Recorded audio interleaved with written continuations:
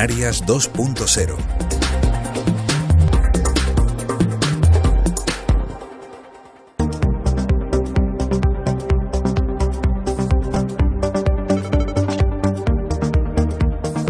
Recomendaciones para usuarios de los eSports.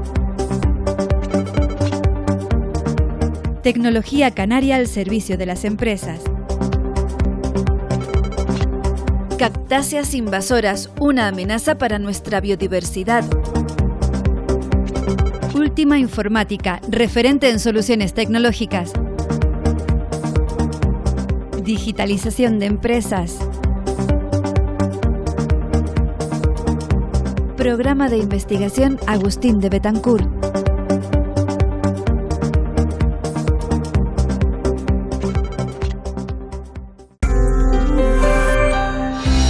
Si tienes un proyecto Mac, te ofrecemos la divulgación en Canarias 2.0, tanto en radio como en televisión. Del uso recreativo de los videojuegos a la profesionalización.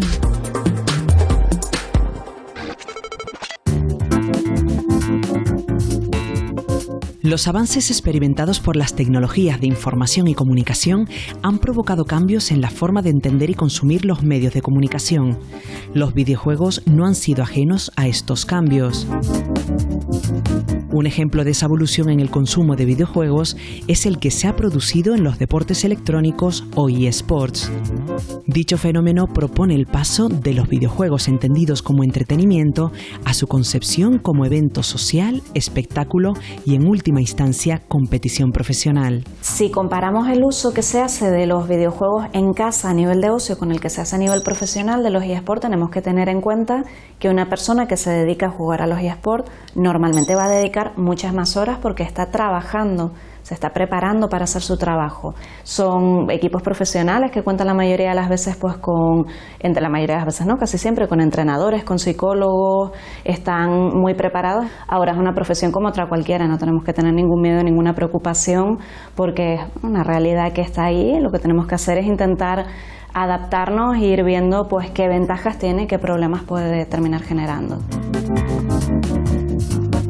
Las comunidades de jugadores de eSport modifican la concepción del usuario de videojuegos en solitario y la forma de consumir este producto de ocio electrónico. El uso de videojuegos tiene bastantes ventajas a nivel formativo, a nivel educativo. Pues por ejemplo, jugando a videojuegos podemos mejorar nuestra capacidad de toma de decisiones, nuestra estrategia, nuestra capacidad de resolver problemas, la atención sostenida. Es decir, hay una serie de habilidades o de capacidades a nivel mental que si hacemos un uso responsable y un uso comedido de los videojuegos podemos obtener. Es decir, no todo en el uso de los videojuegos, como a veces pensamos, es negativo, sino que ayuda a desarrollar muchas de las habilidades mentales que podemos desarrollar. La concentración, la capacidad de resolución. Entonces es algo de lo que también nos podemos aprovechar, no solo para los eSports, sino también a nivel educativo, a nivel formativo. Podemos usar videojuegos como una manera más de enseñar. Los profesionales de los eSports necesitan una preparación previa física y mental que les permita, entre otras cosas, tolerar el estrés, sobrellevar la frustración y adaptarse a los entrenamientos que por lo general exigen gran dedicación. Los chicos y chicas que se dedican a los eSports, que se dedican a jugar de manera competitiva, pues tienen el mismo entrenamiento que tendría, por ejemplo, un jugador de fútbol o de baloncesto profesional. Van a tener un entrenador que los asesore, van a tener un entrenamiento psicológico, por ejemplo, pues para aprender a controlar el estrés, para aprender a tolerar la frustración. Entonces, hay muchísimas cosas positivas dentro de ese entrenamiento porque tienen toda la parte de un entrenamiento de un deportista de élite, ¿no? Incluso en muchas ocasiones pues, hay un entrenamiento físico también detrás para poder hacerlo bien.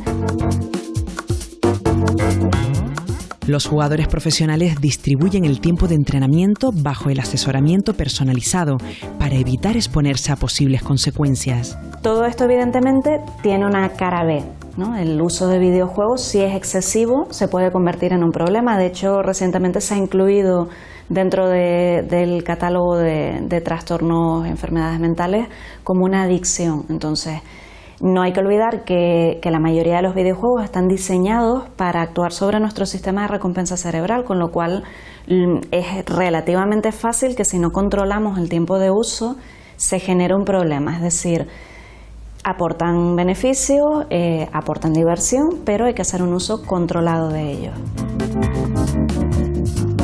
La psicóloga Isabel Ramos ofrece una serie de recomendaciones en el uso de los videojuegos. ¿Qué recomendaciones daría para las personas que están en su casa, para los chicos y chicas que están en su casa? Pues desde luego, como siempre decimos, que haya un control, que si son menores, que los padres, las madres sepan qué están haciendo, cuánto tiempo, y sobre todo que no haya me siento delante de la pantalla y estoy aquí todas las horas que del día. Equilibrio, que haya otro tipo de actividades, es decir, combinar el uso de videojuegos con actividad física. No tenemos que olvidar que las tasas de obesidad en jóvenes, en menores, están subiendo cada vez más, con lo cual no podemos olvidar la actividad física y otras actividades de ocio. Sobre todo, equilibrio y control. Cada vez son más los jóvenes que deciden pasar del uso recreativo a convertirse en profesionales de una industria que mueve miles de millones en competiciones mundiales.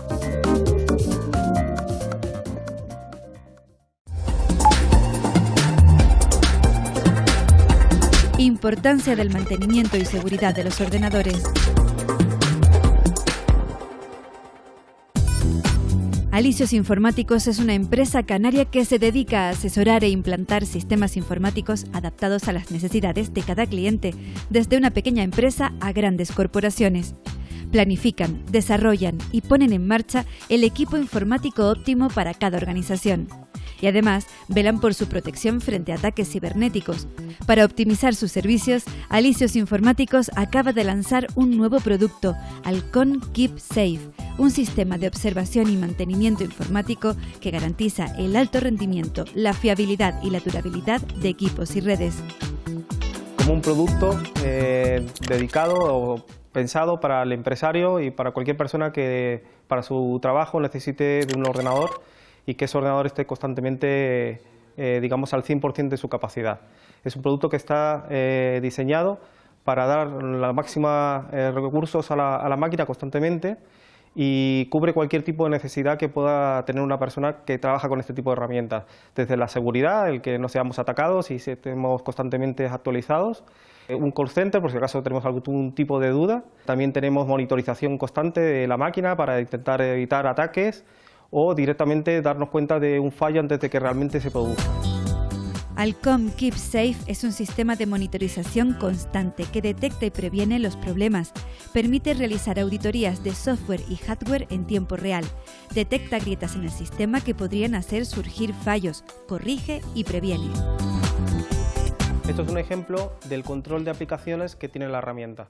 Aquí podemos ver qué programas tenemos instalados, cuáles están ya fuera de uso, por lo tanto cualquier agujero de seguridad que aparezca en esta aplicación nunca va a poder ser actualizado porque ya terminó su ciclo de vida.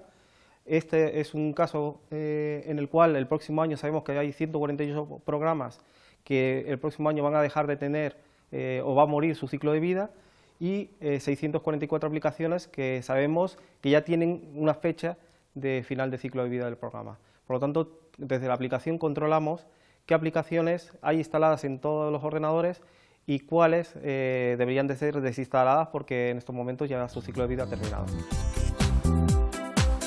Este programa, impulsado 100% desde Canarias, Alcon Keep Safe, supone una revolución en la forma de proteger la información.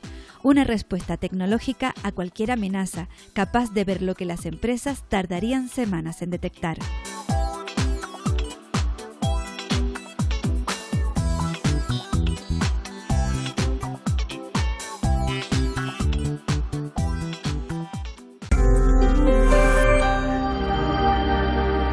K Electrónica patrocina este programa.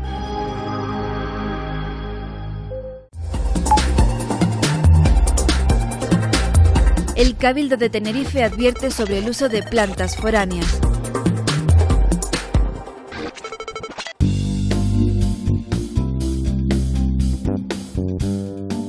En Canarias 2.0 hoy les hablamos de otra variedad de plantas invasoras que se han introducido en muchas zonas de las islas y que suponen un riesgo para la flora autóctona, las cactáceas, a las que todos conocemos comúnmente como cactus.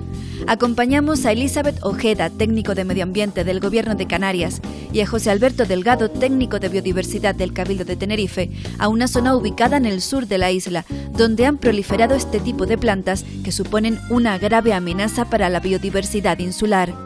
El problema de todo este tipo de especies de la familia de las cactáceas y otras, que son plantas grasas, ¿no?, suculentas, que acumulan agua, están súper adaptadas a este hábitat en la parte baja de las islas. Entonces, como se puede ver aquí, por negligencia, por una falta, digamos, un poco de sensibilidad, el que se te escape o plantes este tipo de especies, lo que provoca al final es que se propaguen de esta manera, que vayan compitiendo con la vegetación canaria y que luego no sea súper costoso de controlar, sobre todo porque son especies con púas y que puede ser muy incómodo e incluso peligroso su control, ¿no? No, se ve que las púas que tienen son anchas y capaces de atravesar el músculo fácilmente, ¿no? Sí, sí, sí. Y además, por lo que veo yo, esto se ha expandido en menos de 5 años a lo largo de todo este barranco, ¿no? O sea que tiene una capacidad de regeneración y de expansión importante, ¿no? Sí, sí, porque se nota, esta zona de aquí es una zona que se ha, digamos, ocupado de forma natural, porque los ejemplares están plantados bastante en la parte más alta del barranquillo este, ¿no? La integración de las cactáceas en el ecosistema de la isla quita terreno a las especies autóctonas que crecen en ese territorio, altera los hábitats naturales y también puede afectar a la agricultura, la ganadería y la producción forestal. Su elevada resistencia en ambientes extremos y su alta tasa de reproducción facilitan la propagación de estas especies. ¿Hay muchas especies liberadas de este tipo? Pues por desgracia cada día vamos detectando en el campo un número considerable de especies nuevas. De hecho, esta es muy rara. En principio esta va a ser la primera cita para Tenerife de esta especie en concreto, pero ahora podremos ver cómo se han ido liberalizando poco a poco, soltando al medio otras cactáceas que nos van a dar muchos problemas, y todos deberíamos colaborar en intentar evitar plantar al lado de nuestras casas, a bordes de carretera, etcétera, este tipo de especies. Porque la gente ahora tiene una costumbre de estar plantando estas especies como temas ornamentales y realmente no pueden estar dentro de los jardines públicos ni privados porque son bastante peligrosas, ¿no? Exactamente. Ahora veremos alguna otra especie que es muy peligrosa y que su control en la península y en otras zonas del mundo, en Australia, etcétera, ha costado muchísimo dinero y no se han podido erradicar, que es el problema. Y los animales, incluso cuando se tropiezan con ellos, pueden tener accidentes. Efectivamente. Muchos animales de compañía, hay un montón de citas, incluso en las islas, en Lanzarote, etcétera, perros de caza u otros perros de compañía heridos, y además son heridas dolorosas, ¿no?, que además pueden producir reacciones alérgicas, ¿no?, también. Las cactáceas proceden de América. ¿Cómo han podido llegar entonces a Canarias? Los cactus se han utilizado desde hace años como plantas ornamentales para su uso en jardines. El problema es que debido a la negligencia o dejadez, han pasado de estar presentes en jardines y macetas a crecer de forma silvestre en algunas zonas de las islas. Las cactáceas proceden del nuevo continente. Entonces la gran mayoría vienen de países, pues Perú, Bolivia, Nuevo México, Argentina, Chile, y también la parte, digamos, baja de Norteamérica, es decir, México, Nuevo México, Arizona, Texas, y bueno, hay miles y miles de géneros, y claro, esta nueva moda de la jardinería sérica, de los cactus, pues la verdad hay que planteársela, ¿no?, por las consecuencias ambientales que puede tener y para la salud humana, porque esta especie es muy peligrosa. Ha habido muchos animales de la fauna silvestre heridos o muertos, animales de compañía, perros de caza, y muchas personas heridas con heridas considerables, porque produce también reacciones alérgicas, ¿no? Con lo cual no solamente es muy peligrosa para el medio ambiente en Canarias y en general en el mundo, sino para la salud humana y para la salud de los animales, ¿no? Ahora que estamos a contraluz con el sol se puede ver perfectamente cómo se ha extendido, ¿no?, esta especie que es peligrosísima, que está en el catálogo y que se llama Cylindropuntia rosea. Bueno, ustedes no sé si lo han visto, pero nos hemos picado teniendo muchísimo cuidado al andar, porque cada fragmento parte, se queda clavado y finalmente pues lo estamos dispersando sin querer.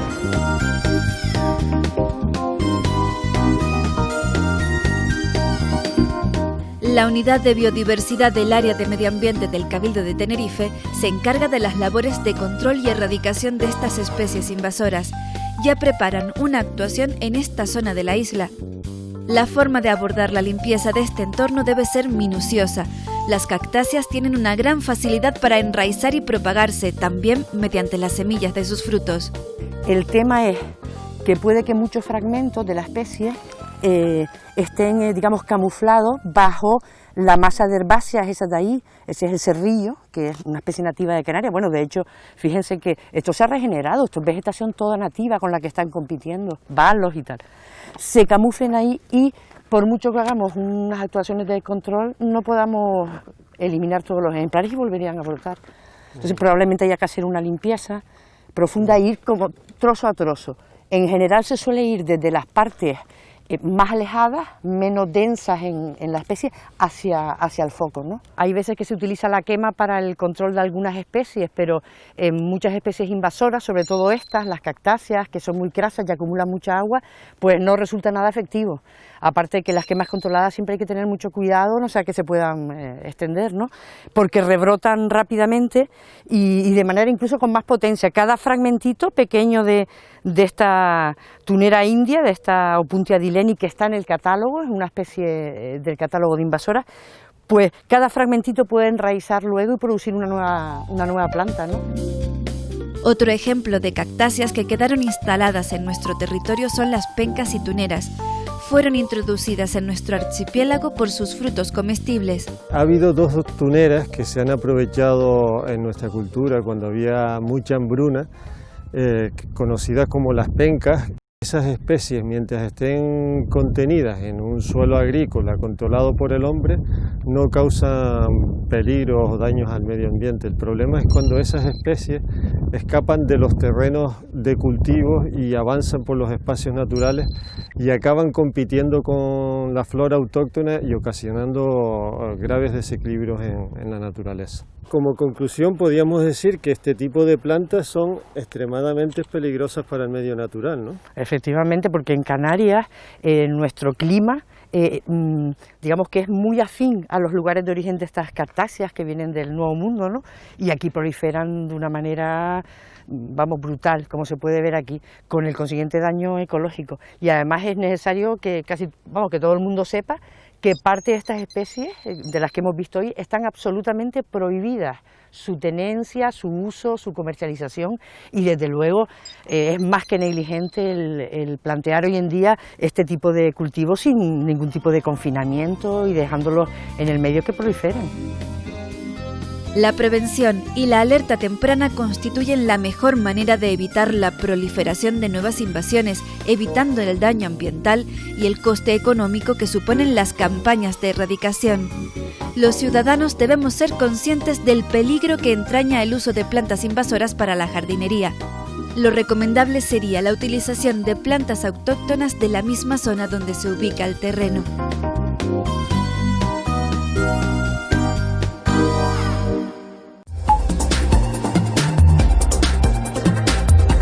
Última Informática, la mejor tecnología a tu alcance.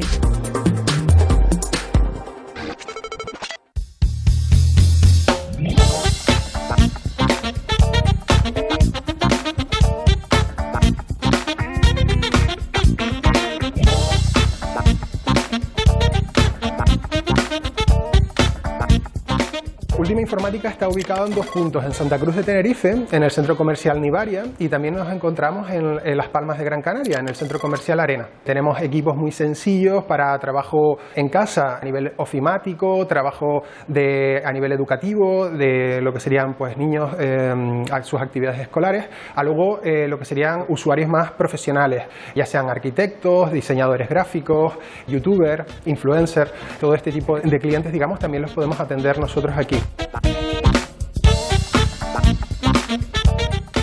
Actualmente, debido a la situación de cuarentena, el método, digamos, de trabajo que estamos utilizando sería vía nuestra página web, que sería www.ultimainformatica.com. Ahí los clientes, de igual modo que en la tienda, van a poder ser asesorados, ya que tenemos chat de WhatsApp que están linkados con nuestros vendedores, que a nivel online, digamos, te pueden asesorar en tu compra. Y todo lo que viene siendo la compra la puedes realizar a través de la web y se te envía a casa a sin coste de transporte. Esa compra, pues una vez que se ejecute, dependiendo de lo que sería la disponibilidad de repuestos, indicar que nuestra página está linkada con proveedores europeos de tal manera que poder ofrecer el mejor precio y más competitivo.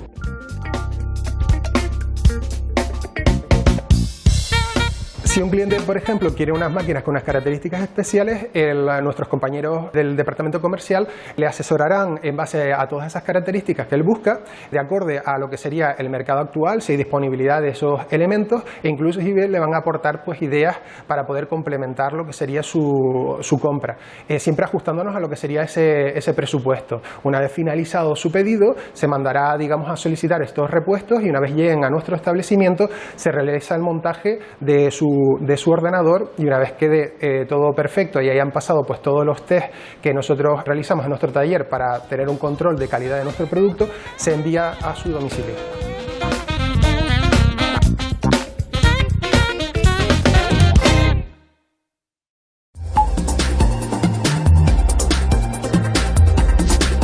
Transformación digital de tu empresa.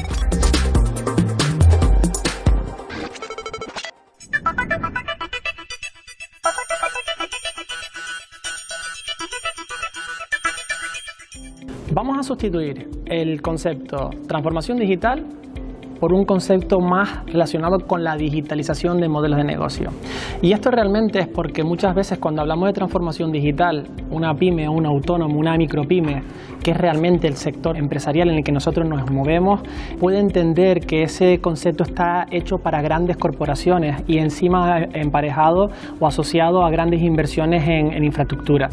Por eso quizás la digitalización de modelos de negocio es algo como más práctico, algo más pragmático y más atractivo para cualquier empresa que lo pueda llevar a cabo. Haciendo una reflexión y teniendo como punto de partida la iniciación hacia un proceso de cambio en cualquiera de los ámbitos, estamos hablando de un ámbito tecnológico, pero en cualquiera de los ámbitos, incluso en el ámbito personal, conlleva una iniciativa por parte de la cultura empresarial, por parte de la cultura de la propia empresa. Si eso no se produce, está abocado al fracaso. Según un estudio de McKinsey, de la consultora McKinsey, menos del 30% de los proyectos empresariales o de las empresas que ejecutan un proceso de transformación digital triunfan, es decir, lo llevan a cabo. Esto nos da un dato interesante de que muchas veces si no existe una iniciativa, si no existe un querer por parte de la propia empresa, por parte de la entidad, es muy difícil que se produzca un proceso de transformación, en este caso tecnológico o de digitalización. Absolutamente, cualquier modelo de negocio es digitalizable, absolutamente. Siempre nos ocurre, evidentemente, que nuestro tejido empresarial pues es muy variado, ¿no? Desde empresas, mercerías, panaderías, ferreterías, es decir, no trabajamos en un entorno realmente tecnológico industrial como puede ser en otras regiones a nivel nacional, con lo cual siempre esa pregunta es muy retórica y me gusta que la hayas realizado porque hay que insistir en ello, ¿no? Cualquier modelo de negocio es digitalizable, por supuesto.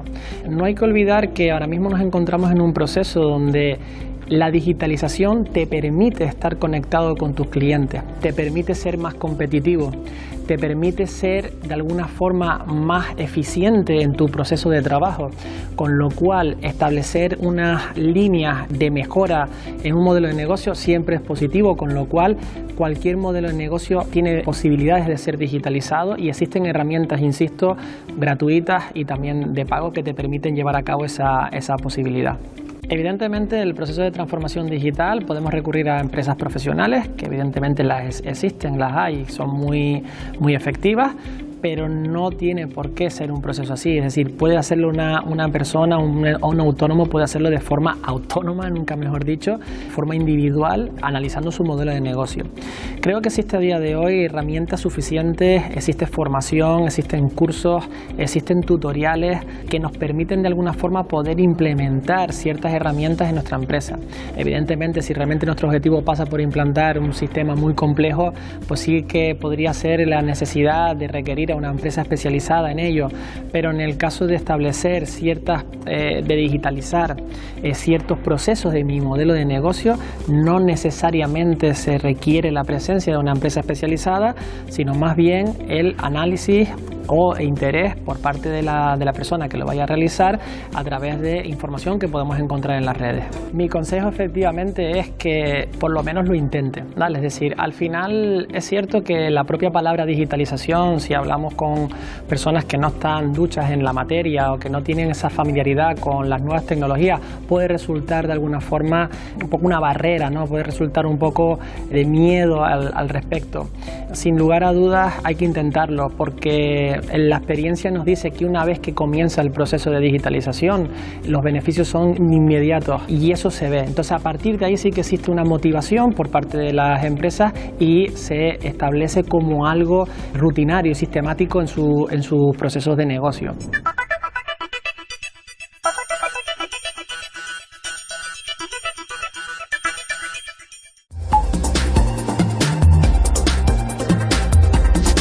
Detección precoz del Alzheimer.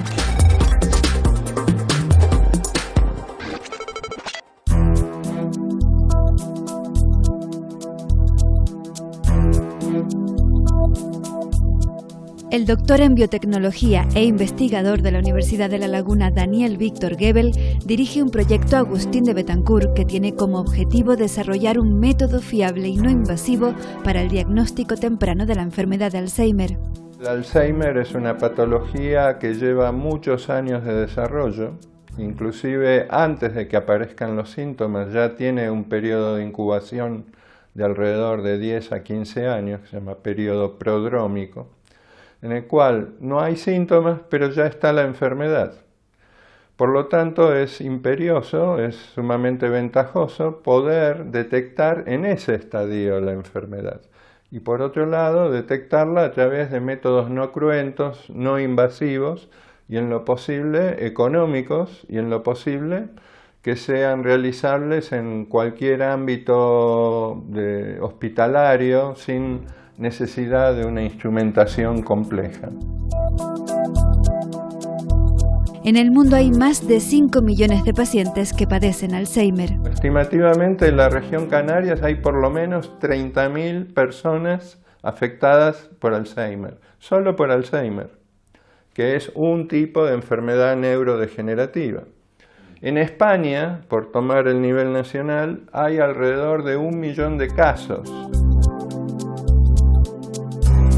Y existen dos tipos de Alzheimer, el esporádico y el genético. La variante esporádica en realidad es el 98% de los casos de Alzheimer y que se da a partir de los 64 o 65 años y mayormente en la franja de edad de 70 años hacia arriba.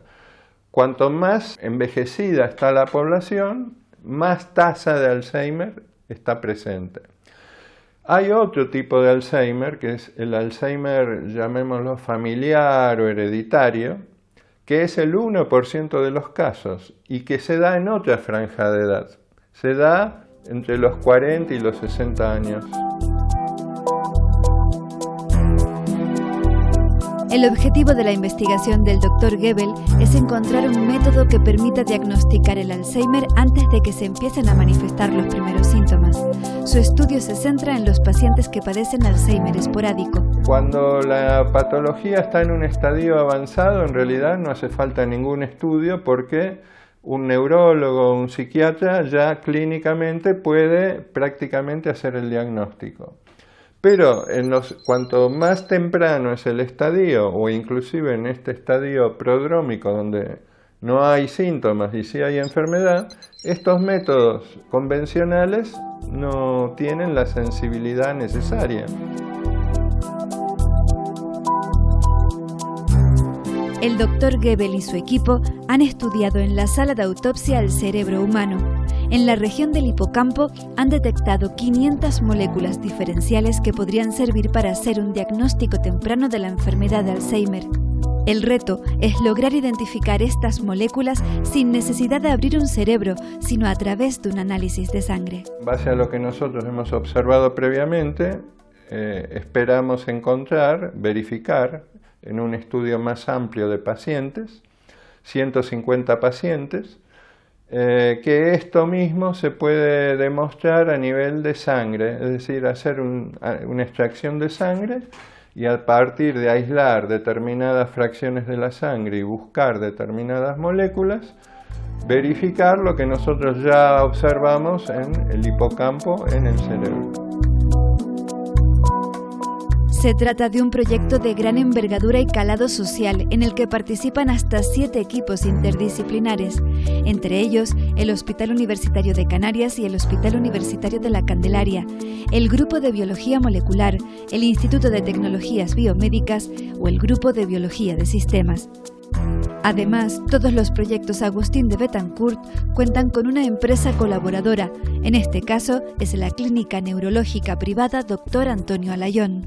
Participa proveyendo pacientes, diagnósticos, estudios neurológicos, etc. Este proyecto participa además en la iniciativa Spin Up, una actuación desarrollada por la Universidad de La Laguna a través de su Fundación General, financiada por el Cabildo Insular de Tenerife al amparo del programa Tenerife Innova 2016-2021 del Marco Estratégico de Desarrollo Insular, el MEDI, y con fondos FEDECAN, que apoya la transferencia de los proyectos desarrollados por los investigadores del programa Agustín de Betancourt de la Universidad de La Laguna. Yo creo que es una buena iniciativa del punto de vista de intentar diversificar las fuentes de economía de la isla, del punto de vista de intentar una inserción, una proyección estratégica. De hecho, estas actividades derivan de un plan que se llama RIS-CHES, que tiene que ver con desarrollo de la sociedad del conocimiento en el ámbito de Islas Canarias. Investigación científica de primer nivel realizada en Canarias y que puede suponer una revolución en el diagnóstico precoz del Alzheimer esporádico, el que afecta a la mayor parte de los pacientes que sufren esta enfermedad.